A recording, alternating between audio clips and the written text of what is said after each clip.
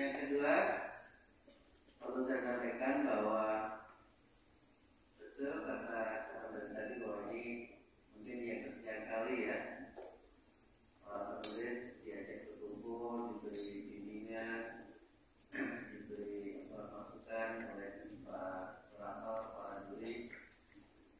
Semata-mata sebetulnya karena apa?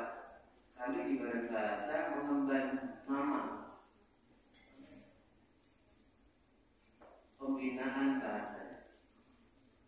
Di depan pengembangan, yang belakang pembinaan. Kalau pengembangan itu kan memang kita ingin mengembangkan potensi-potensi ya, terutama kalau yang di depan itu objeknya adalah bahasa dan sastra. Nah, sementara pembinaan itu sasarannya lebih ke orang. Nah, jadi mengapa pembinaan ini menjadi penting kata kuncinya? Karena memang yang disasaran adalah orang ya. Misalnya kalau kami membina dari bahasa, ya kami mengadakan pertemuan dengan orang, memberi masukan tentang bahasa. Ketika bertemu dengan sastrawan, sama. Ketika bertemu dengan para penulis sudah sama. Karena itu di dalam penjurian ini pun kemarin Pak Sespen sudah sempat bertemu saya.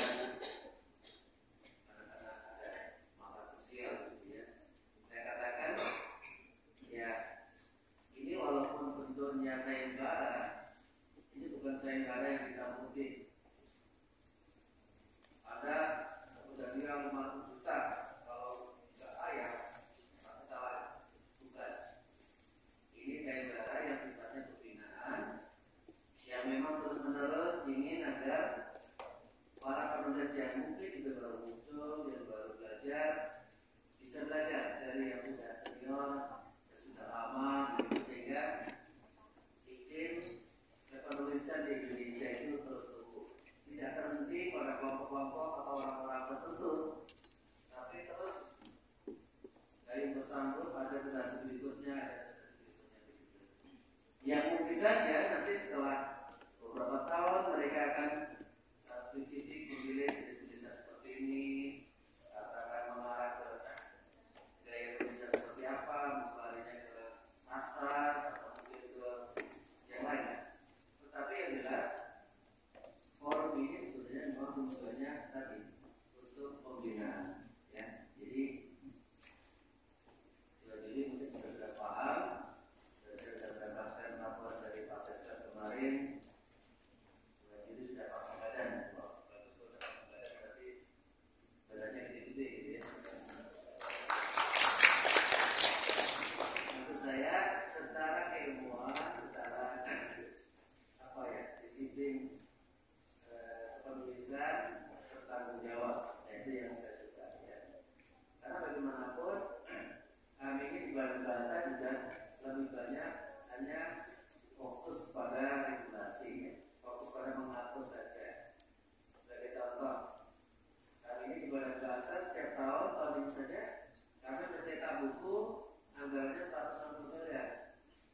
Tapi kami tidak punya ahli, orang yang ahli di bidang cetak, ahli tinta, ahli kertas, ahli kirim, tidak punya.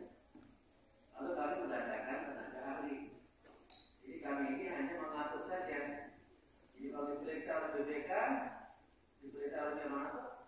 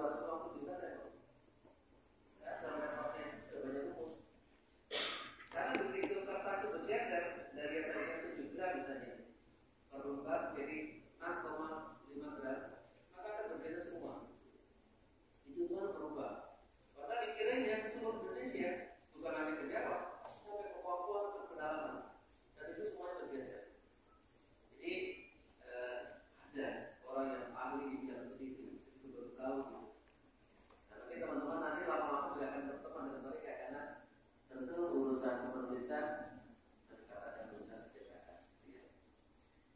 Nah, sekadar kabar saja ya. Misalnya tahun ini kami sudah mencetak ada 5 wilayah besar seluruh Indonesia ya, dan ada 5 pemenang tender yang sudah mengirimkan dan akan kita lakukan lagi dalam beberapa bulan ke depan ini. Jadi nanti daerah-daerah terutama sasarannya masih sekolah ya, sekolah yang kemarin nilai AN asesmen nasionalnya itu kategorinya masih level bawah, itu akan bikin ini ya. Dan Bapak Ibu kalau sekedar informasi ya, karena kami membahas anggaran untuk cetak ini itu seperti pengemis gitu ya. Kalau bertemu dengan DJA, Direktorat Jenderal Anggaran Kementerian Keuangan, seolah kami itu yang perlu banget gitu. Itu anak kita ya. Mereka ribut, bukan kenapa nggak pakai buku digital segala macam. Yang di dalamnya pas lagi rapat begitu, tiba-tiba ada peserta dari Jakarta pakai Zoom rapat, tiba-tiba terhenti, mati. Kenapa mati? Internetnya bermasalah gitu. Jadi dia punya bahan. Saya bilang ini di Jakarta cuma Zoom saja mati Pak. Jangan berpikir di daerah 3D ngomong buku digital. Dan Bapak Ibu mungkin yang daerah-daerah di timur gitu ya, di Kupang, di Ambon, kalau di sana itu melihat internet penuh gitu sinyalnya. Tapi kalau buat apa? Seolah nggak ada isinya gitu ya. Jadi sinyalnya besar, tapi isinya nggak ada. Kalau di Jakarta jadi di Jawa gitu. Nah jadi rupanya memang internet seperti itu. Ada yang belum aja gede, tapi isinya nggak ada. Jadi sinyalnya gede, tapi tidak bisa merespon permintaan kita. Nah jadi kami juga sebetulnya sudah membuat buku digital yang sekarang sudah berdiskusi dan teman-teman sudah dikembangkan yang di Budi ini ya. Ya tentu saja memang Budi ini masih ada beberapa kelemahan, tapi target dari pengelolaan bahasa tahun ini buku itu saya katakan lagi tahun ini 6.000 judul harus sudah masuk ke Budi gitu ya.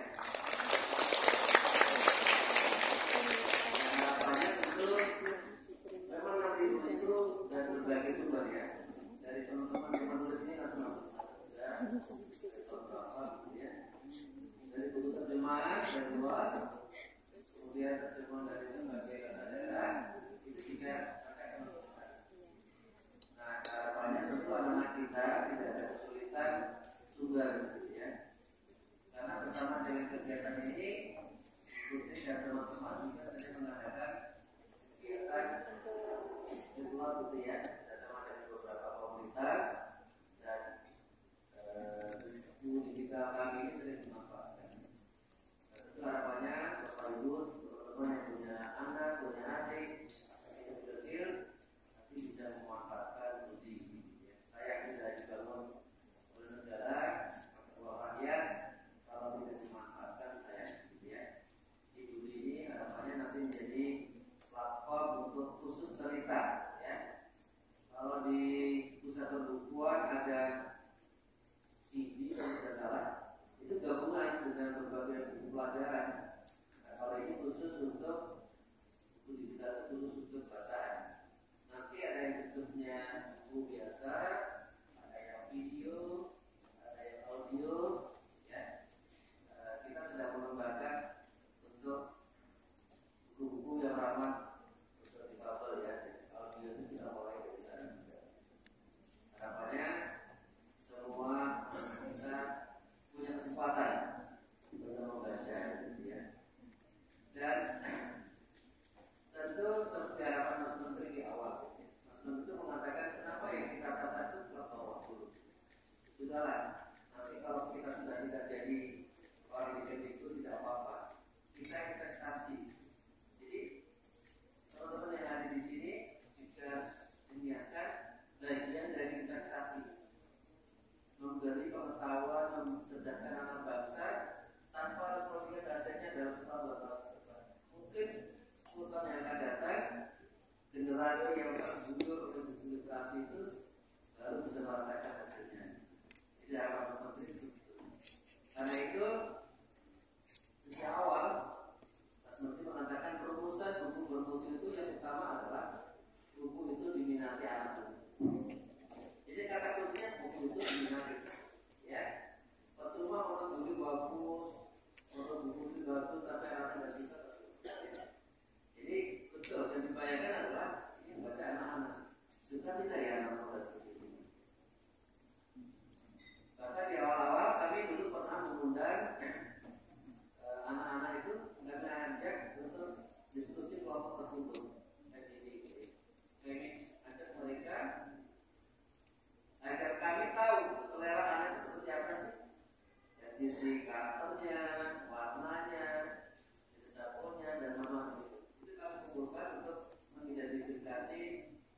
masih yang disukai anak-anak.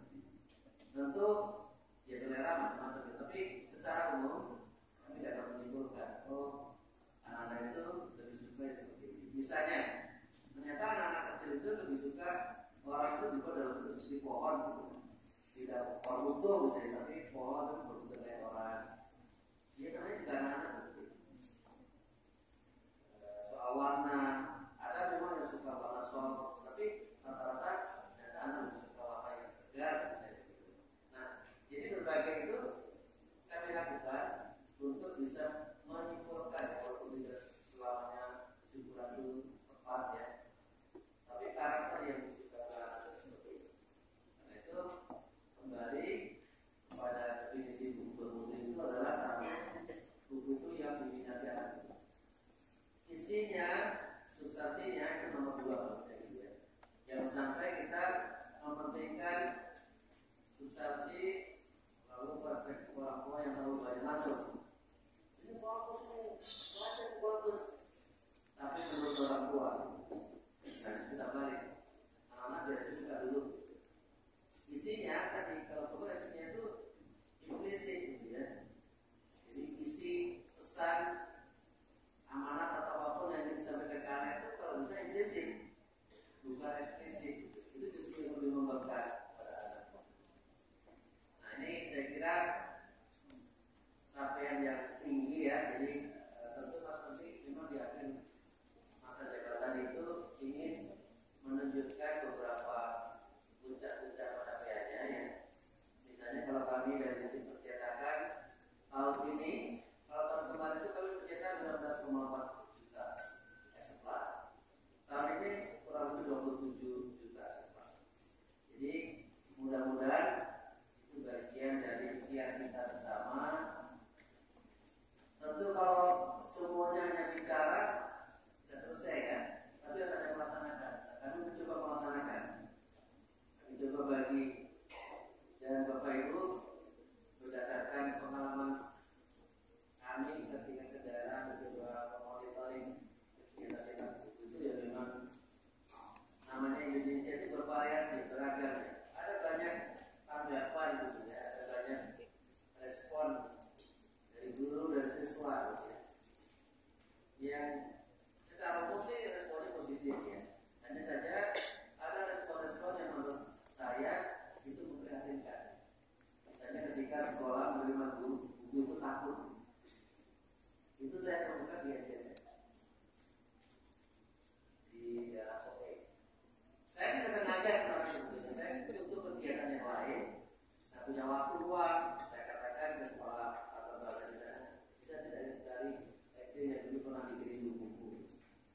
Ternyata buku itu Bapak Ibu, jadi ada lemari, itu lapis. Lemari yang isi buku kiriman kami itu biar dipaku. Sementara yang buku lain di sini ditutup. Saya tanya buku yang kami kirim tanggal sekian, tanggal sekian mana? Kepala sekolahnya seperti takut. Saya bilang, saya kalau kata bisa, Pak, ini kata saya. Saya orang dari pusat, saya dari Jakarta. Cuma pengen tahu Pak, surat itu yang tanda tangan bukan saya Pak. Saya tidak apa-apa. Betul, aja tugas pustakaan menyampaikan. Dan itu termasuk dalam bentuk sebelum dibuka. Nah jadi ternyata ya mungkin beliau itu punya pengalaman buruk kalau menerima buku gitu ya. Karena banyak juga LSM yang kurang ajar ya. Kalau ada buku sekolah, dia datang kita uang gitu. Soalnya mereka yang berjasa, tapi nggak ada hubungan uang gitu. Mereka kasih. Namun berbeda misalnya ketika saya ke Serdang Bedagai. Nah di sana sangat bagus ya, artinya sekolahnya membuka guru, membuka siswa, sekolah-sekolah yang belum dia dilatih oleh guru-guru yang lain dan sebagainya. Jadi keragaman kita bukan sekadar keragaman budaya, tapi juga keragaman ketika seseorang menghadapi orang lain. Nah ini yang sangat disayangkan ya, ketika ada pihak-pihak memanfaatkan itu, ketakutan itu dimanfaatkan itu, sehingga dampaknya pada siswa sangat disayangkan. Yang punya sudah harusnya dimanfaatkan masih dipakai.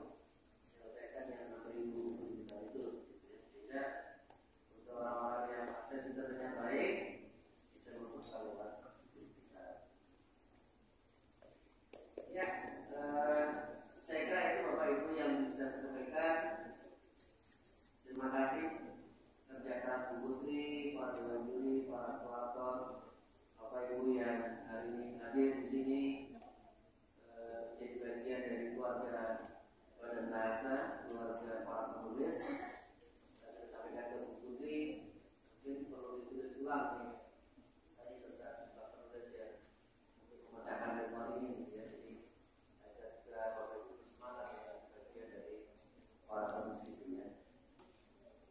Teruslah berkarya, teruslah memajukan anak bangsa melalui berbagai desain yang Bapak Ibu tulis. Kami di Badan Bahasa tentu mengucapkan terima kasih atas nama pimpinan Badan Bahasa. Ucapkan terima kasih. Selamat jalan. Pulang sampai di rumah bertemu lagi dan terus berkreasi ya. Karena saya kira tahun depan masih tetap ada.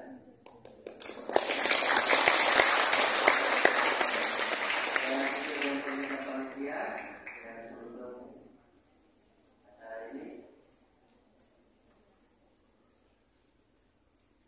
jalan-jalan ke Pantai Carita.